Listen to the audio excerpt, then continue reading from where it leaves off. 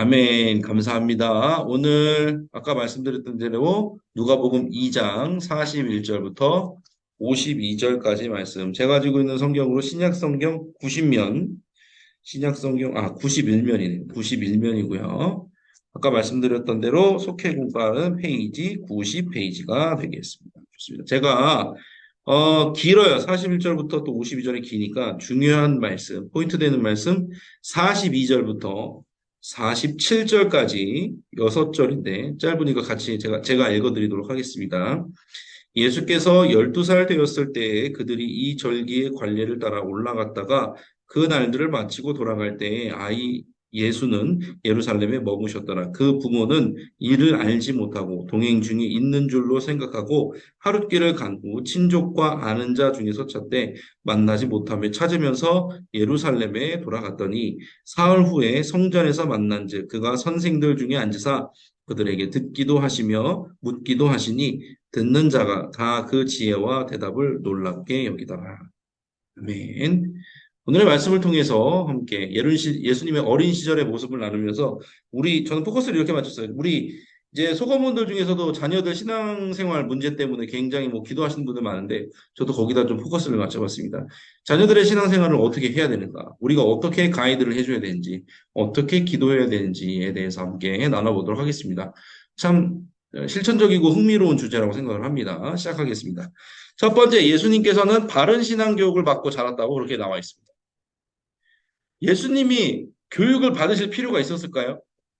하나님의 아들이신데 육신을 입고 이 땅에 오신 하나님의 아들이시고 하나님의 동격이신데 신앙 교육을 받으셨어야 될까요?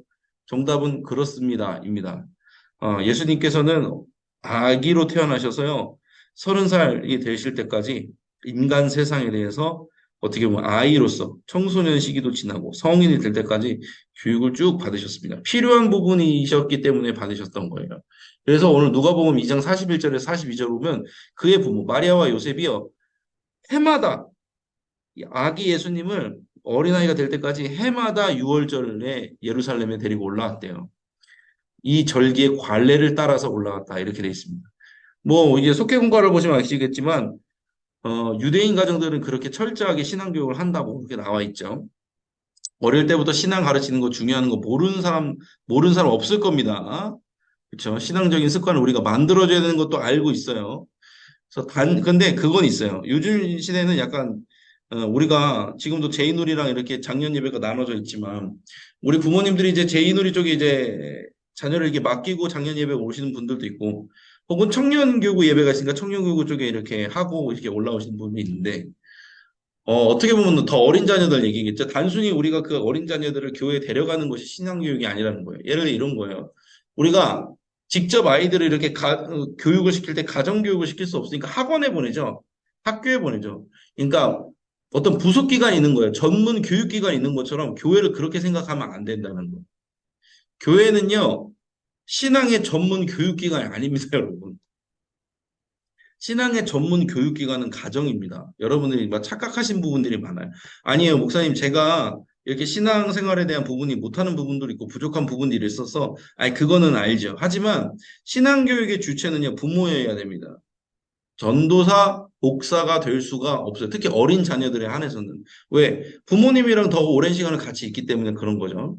그리고 더 중요한 건 뭐냐면요. 예수님의 부모님이 했던 행동들을 보시면 마리아와 요셉은요. 해마다 절기가 되면 예루살렘으로 같이 올라간 거예요. 그러니까 학원 보내듯이 야, 너 이거 신앙 공부해. 그러면서 교회를 보내고 본인들 따로 생활하. 이게 아니라 자녀들과 같이 동역자 된 입장에서 같은 동등한 입장에서 신앙생활을 했다는 거예요. 그러니까 가르침의 대상이 아니에요. 자녀들은요, 가르침의 신앙을 가르치는 대상이 아니라 신앙생활을 함께 하는 대상이라고 여러분 생각을 하셔야 되는 거예요. 그러니까 부모는 제가 빨간색으로 써놨지만 자녀와 신앙생활을 함께 해야 된다는 거예요. 근데 우리는 이런 게 있어요. 다 큰 자녀들 있죠. 다 큰 자녀들도 신앙을 우리가 그런 면이 있어요. 가르치려고 그래요. 물론 부족한 부분이 있죠. 예수님을 잘 모르기도 하고, 교회 잘 안 나가기도 하고, 하지만 그런 자녀들에게 가르치려는 게 중요한 게 아니라 자녀도 신앙에 나와 함께하는 동역자고 같은 구성원으로 인정을 해줘야 돼요. 그래서 같이 가야 되는 거예요. 하나의 인격체로 생각하고 동역한다는 생각을 해야 돼. 그들의 생각이 어떻든 간에, 그들의 신앙 수준이 어떻든 간에 그건 상관없이 하나의 인격체로 대하고 같이 가려는 생각을 해야 되는 거예요. 우리는 어떻게 하냐면 가르치죠, 먼저. 가르쳐야 돼. 다 큰 자녀를 자꾸 가르치려고 그래요. 들을까요? 듣나요? 여러분, 이거 제가 얼굴을 봐야겠다. 우리 송구. 들어요? 안 듣죠? 고개를 가로젓는 분들 굉장히 많습니다. 안 들어요. 왜? 다 컸으니까. 가르치려는 게 아니라 우리 가르치는 건 하나님이 하시고 이따 가르치는 태도에 대해서도 나눌 텐데 우리는 동역자라고 생각. 제가 맨 밑에 뭐라고 써놨냐면 내 가업을 물려받을 사람을 기르는 마음으로 해야 되는 거예요. 그러니까 정말 세심하고 이 애가 내가 없어도 살 수 있게끔 만드는 생각으로 같이 가야 되는 거예요. 그러니까 너 이거 못하니까 내가 더 잘하니까 너 나 따라와야 돼. 이런 생각으로 하면 안 되는 거예요. 더 세심하고 앞으로의 미래를 위해서 그 아이들을 그 다 큰 어른이지만 기도해주는 마음, 내 가업을 물려받을 사람으로 만드는 그런 생각으로 가야 돼. 요거는 좀 제가 부가 설명을 좀 이따가 또 해드릴게요. 자, 두 번째입니다. 두 번째. 예수님은 말씀에 대한 지혜가 놀라웠다고 말하면서, 어, 누가복음 46장에서 46절, 47절 뭐라고 나오냐면은, 율법 교사들하고 대화를 나누시는데 그들에게 듣기도 하시며 묻기도 하시니 제가 이렇게 빨간색으로 표시를 해놨죠. 예수님이야말로 가르칠 수 있는 분이에요. 근데 예수님이 어떻게 하셨냐면 그 율법 교사들과 얘기를 할 때 듣기도 하시고 묻기도 하셨대요. 예수님이 물으실 필요가 있었을까요, 여러분? 없죠. 예수님 물으실 필요가 없어요. 그런데 왜 물어보셨을까요? 가르치는 방법 중에 제일 좋은 방법은 물어보는 거예요. 그리고 듣는 거예요. 예수님 들을 필요가 있었을까요? 예수님이 선포하시는 분이신데 그 들으셨다는 거예요. 그러니까 제가 여기 빨간 글씨로 또 써놨지만 말씀의 지혜는요 묻고 답하는 데서 오는 거예요. 어렸을 때는 완전 어렸을 때는 일방적으로 가르쳐야 되는 게 많은데 이제 성인이 되고 어느 정도 청년이 지나고 어른이 되고 한 가정을 이뤘잖아요. 그러면은요 아까 말씀드렸듯이 일방적으로 가르칠 수가 없어요. 그럼 어떻게 되냐면 소통해야 되는 거예요. 듣기도 하고 자녀의 말을 내가 듣기도 하고 수긍 끄덕거리면서 수긍하기도 하고 그리고서 그것에 대해서 어떤 문제가 있는지 어려움이 있는지 묻기도 하고 근데 이게 빠져버리면 어떻게 되냐면 우리는 일방적으로 선포만 한다니까요. 그 말을 들어요? 안 듣죠. 그러니까 지식의 전달은 일방적인 거예요. 지식은. 근데 지혜는 그렇지 않아요. 지혜는요, 쌍방통행이에요. 예수님은요, 그 잠언에 나오지만 잠언에 뭐라고 나오냐면 지혜가 길가에 서서 부르짖대 하면서 지혜를 약간 여성으로 표현하면서 지혜에 대해서 의인화해서 표현하거든요. 지혜는요, 소통의 달인처럼 묘사가 돼요. 근데 예수님이 지혜 그 자체시거든요. 예수님은요, 지혜를 우리에게 전달하는데 어떻게 전달하시냐면 소통하시면서 전하세요. 물론 선포도 하시지만 예수님이 가장 많이 하는 사역이 뭐예요? 치유 사역이죠. 그리고 뭐예요? 돌보시는 거죠. 뭐예요, 그거는? 인생을 들어주는 거거든요. 돌봄이라는 거, 치유라는 거는요, 들어주는 데서 나오는 거예요. 그 사람의 인생을 들어주는 거예요. 여러분들 자녀의 인생을 들어주십니까? 자녀의 인생? 어려울걸요. 이해 못 하실 거예요. 그런데요, 진짜 내 자녀가 예수님 잘 믿고 신앙생활 하기 바라면요, 들어줘야 돼요. 특히 내 전도 대상자는 들어줘야 돼요. 제가 신방하시는 거 보시면 알죠? 제가 가가지고 맨 처음에 하는 게 뭐예요? 어떻게 지내셨어요? 건강은 어떠세요? 계속 물어보잖아요. 30분이고 뭐 40분이고 계속 물어보면서 대화하잖아요. 그리고 나서 말씀은 제가 막 길게 안 전하잖아요. 이 뭐냐면요. 저는 예수님이 모델이 돼요. 예수님이 그러셨어요. 예수님이 그 인생을 들어줬다니까요. 여러분도요, 여러분의 자녀분의 인생을 들어주셔야 돼요. 마음에 안 들지. 알아요.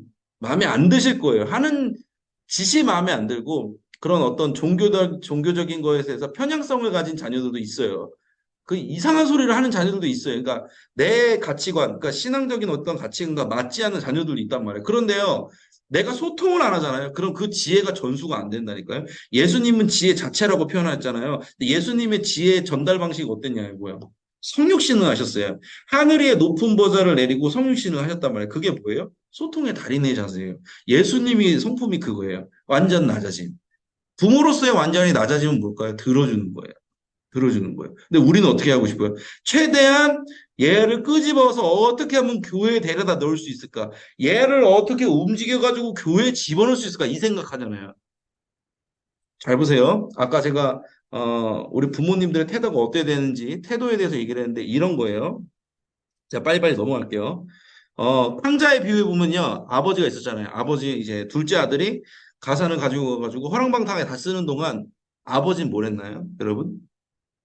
인내했어요. 자녀를 기다려줬죠. 제 성격 같았으면은 자녀 머리끄댕이를 잡고 싶어서 수소문해가지고 걔를 잡아왔을 것 같단 말이에요. 그런데 탕자의 아버지는 그렇게 하지 않았어요. 그렇게 할 수 있는 사람인데도 어떻게 했어요? 기다렸어요. 그 아이의 생각이 변할 때까지 기다렸어요. 하나님, 여러분도 하나님을 알고 하나님을 믿고 하나님을 섬기니까 하나님이 여러분에게 어떻게 되십니까? 혼내세요? 다그치세요? 하나님이 여러분에게 자극하세요. 안 그러시죠? 끝까지 기다리시면서 우리가 하나님 마음에 안 들 때 하나님 어떻게 하세요? 저는 그래요. 하나님이 침묵하세요.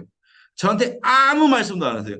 하나님이 제가 온전치 못하면 제 기도에 반응을 안 하세요. 그냥 무응답, 사일런트, 무금을 하세요. 그냥 침묵을 해버리세요. 그러면은 누가 답답해요? 내가 답답해요. 결국에 돌아가는 건 누구예요? 나예요. 여러분, 어떻게 보면요, 우리 탕자의 아버지처럼 그렇게 참아줘야 되고, 아들이 그렇게 두 손 들고 왔을 때 충분히 소통할 수 있는 능력이 있어야 됩니다. 결과적으로 뭐냐면, 우리는 낮아진 자세로 자녀를 기다려야 되고요, 소통해야 되는 거야. 자녀의 인생을 들어줘야 돼요. 여러분들의 인생과 자녀들의 인생은 달라요. 왜냐하면 세상이 많이 변했으니까. 우리가 그걸 알아야 돼요. 말씀의 지혜가 충만하신 예수님이 듣기도 하고 묻기도 하셨다는 거예요. 여러분들 그 포인트입니다. 여러분들의 자녀에게도 그렇게 다가가시기 바랍니다. 예수님처럼 낮아진 마음 다가가시기 바랍니다. 자, 또 흥분하고 있어요. 빨리 갈게요. 오늘 할 게 많아요. 세 번째, 사람들에게 사랑을 받으셨다고 그랬어요. 예수는 지혜와 키가 자라가며 하나님과 사랑에게 더욱 사랑스러워 가시더라. 예수님은요, 인간으로서 몸이 있었기 때문에 키도 잘하셨고 지혜도 잘하셨고 무슨 말이야? 영혼 육이 강건해졌다는 거죠. 영혼 육이 다 그리고 하나님에게 사랑받을 뿐만 아니라 사람에게도 사랑스러워 하셨다. 제가 빨간 글 써서 하는데 신앙은요 사람으로 전달되는 겁니다. 말로 전달되는 게 아닙니다. 여러분이 어떤 말을 하시든지 여러분이 하나님의 자녀라는 정체성, 그리스도인이라는 정체성이 없다면 신앙은 전달될 수가 없습니다. 어떤 화려한 말을 할지라도 달변을 할지라도 말합니다. 제가 밑에 써놨어요. 부모는 자녀의 첫 사람입니다. 자녀가 태어나서 처음 만난 사람은 부모예요. 첫 사람이 얼마나 중요한지 우리는 아담을 통해서 알 수 있어요. 아담이 죄악 한 번을 지은 것을 통해서 그 이후에 모든 사람들이 어떻게 했어요? 하나님과 단절된 삶을 살게 됩니다. 첫 사람이 그렇게 중요한 거예요. 자, 여러분들의 자녀의 첫 사람은 누구예요? 여러분입니다. 만약에 내 자녀를 예수를 믿게 하고 싶고 내 자녀를 정말 하나님이 원하는 뜻 가운데 두고 싶고 전도를 하고 싶다라면 우리는 뭘 어떻게 해야 될까요? 부모로서. 우리는 첫사람이라는 걸 기억해야 돼요. 자녀의 첫사람이 내 아들과 내 사랑하는 딸의 첫사람이다. 첫사람과 관계가 되어지지 않는데 어떻게 하나님과 관계를 하겠으며 예수님은 사람에게도 사랑스러워하겠는데 어떻게 다른 사람에게 사랑을 받을 수 있겠어요? 제일 여러분들이 그 사랑을, 하나님의 사랑을 알려줘야 될 분들이 첫사람인 여러분들이라는 겁니다. 만약에, 저는 이게 제일 중요하다고 봐요.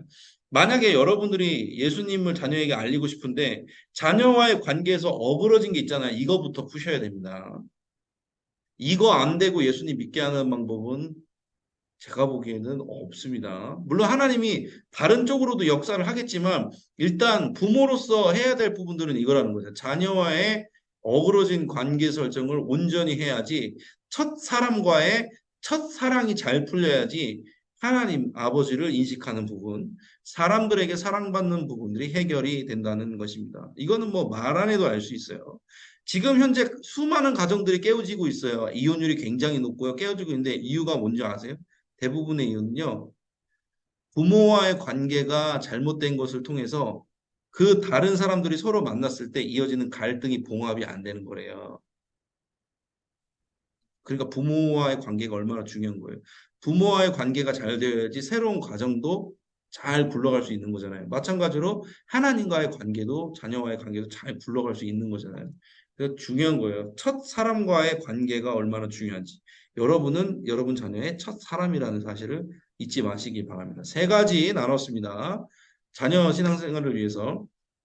부모와 자녀가 동역자로서 한마음 한뜻으로 가야 된다. 동등한 입장이라는 것, 가르치는 것을 넘어서 함께 해야 된다는 것, 내 가업을 물려받을 사람처럼 생각을 해야 된다는 거예요. 두 번째, 묻기도 하고 듣기도 하셨다는 거예요, 예수님이. 낮아진 마음으로 자녀들의 인생을 읽어줄 수 있어야 돼요. 그걸 들어줄 수 있어야 돼요. 소통할 수 있어야 돼요. 어떻게 예수님이 성육신 하셨던 것처럼.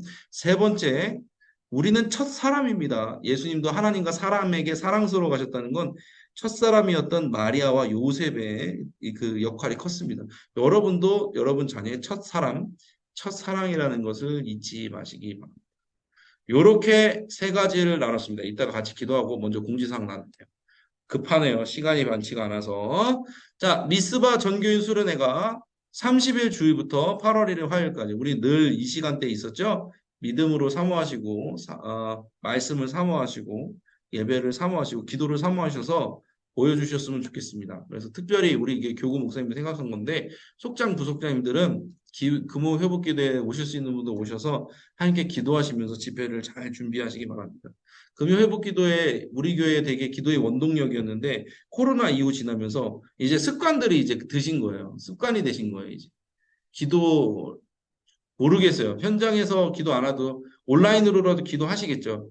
근데 기도회는 기도를 해야 되거든요. 말씀을 듣는 것도 듣는 거지만 기도를 해야 되는 부분이 있거든요. 우리 부족한 기도의 분량들을 금요 회복 기도회로 좀 쌓아가실 수 있는 여러분 되시길 바랍니다. 좋습니다. 두 번째, 속해 지명 기도. 제가 말씀드렸죠. 사랑교구에 온라인 예배만 드리는 성도들이 40가정 정도 됩니다. 이분들을 우리 이름을 불러가면서 우리 속장님들, 부속장님들이 기도하셨으면 좋겠어요. 좀 이따가도 중보기도 때 기도할 거고요. 금요 회복기도회 때 나와서 정말 우리 자녀 속장 속원들을 위해서 기도하실 분들, 꼭 금요 회복기도회를 위해서 나오실 분들 나오셔서 함께 중보기도 하시면 분명히 하나님께서 역사하여 주실 줄 믿습니다. 작정해서 기도하는데 주님이 먼저 아시겠죠. 그죠? 세 번째, 생명살림 캠페인은 지금도 계속되어지고 있습니다. 여러분들 기억하시고 기도해 주시기 바라고. 더불어서 제가 하나를 알려드렸는데 큰숲가꾸기 이제 다음 주면은 베트남 몽골로 다음 주에 떠나게 됩니다. 다음 주에 떠나는 팀들 잘 다녀올 수 있도록 기도해 주시고 무엇보다 베트남 가실 때 이제 담임 목사님도 따라가셔서 이제 함께 하시거든요. 위에서 또 꼭 기도해 주시기 바랍니다. 자, 이제 여러분 얼굴 보면서 기도를 하도록 하겠습니다. 여러분들 자녀에 대한 기도 제목 여러분들 항상 있는 것 같습니다. 저도 자녀들을 위해서 자주 기도하고 많이 기도해요. 저도 자신할 수 없습니다. 신앙의 유산을 물려주게 하소서. 그렇게 기도했으면 좋겠습니다. 끝까지 자녀들을 사랑할 수 있도록 자녀와 소통해서 낮아진 마음으로 소통해서 자녀들의 인생을 들어줄 수 있도록 관계 회복이 되도록 기도해 주시고 교회를 위해서도 기도할 때 아까 말씀드렸듯이 큰숲가꾸기 다음 주에 비전 트립 해외로 갑니다. 담임 목사님도 가시는데 청년교구 같이 가고 같이 가시는 장년 성도님들 있습니다. 영혼이 강건하고 안전할 수 있도록 기억해 주시고 기도하고 함께 했으면 좋겠습니다. 한 번 더 기도할 때는 함께하는 속원들을 회복시켜 달라고 여러분들 속회원 분들 중에서 저한테 이름 적어 주신 분들이 있을 겁니다. 그분들의 이름을 불러가면서 현장 예배 회복해 주셔서 영혼력을 회복시켜 주시옵소서. 그렇게 기도하는 시간 두 번에 걸쳐 기도하는 시간을 갖도록 하겠습니다. 좀 길게 기도할게요. 주여 믿습니다 하시고 함께 기도하며 나아갑니다. 주여 믿습니다. 사랑과 은혜 주님 감사합니다. 오늘 어린 시절을 통해서 우리가 어떻게 자녀들에게 신앙을 전수해야 되는지를 한번 물어보게 되었습니다. 하나님 예수님처럼 낮아지는 마음으로 그들의 인생을 들어주기도 하고 그들에게 묻기도 하면서 지혜를 잘 물려줄 수 있도록 하나님이 주신 지혜를 잘 물려줄 수 있도록 복음의 놀라우신 은혜를 전수할 수 있는 우리 되게 하여 주시옵소서. 주님께서 성육신하셔서 우리에게 낮아져서 오신 것처럼 우리가 자녀들을 향해 낮아지게 하여 주시옵소서. 일방적으로 가르치는 것이 아니라 일방적으로 교회에 오라고 가르치는 것이 아니라 우리가 먼저 그들의 삶 가운데로 내려가서 그들의 고충을 듣고 그들을 위해서 기도 제목을 받고 기도할 수 있는 부모가 되기를 원합니다. 하나님 함께하여 주시옵소서.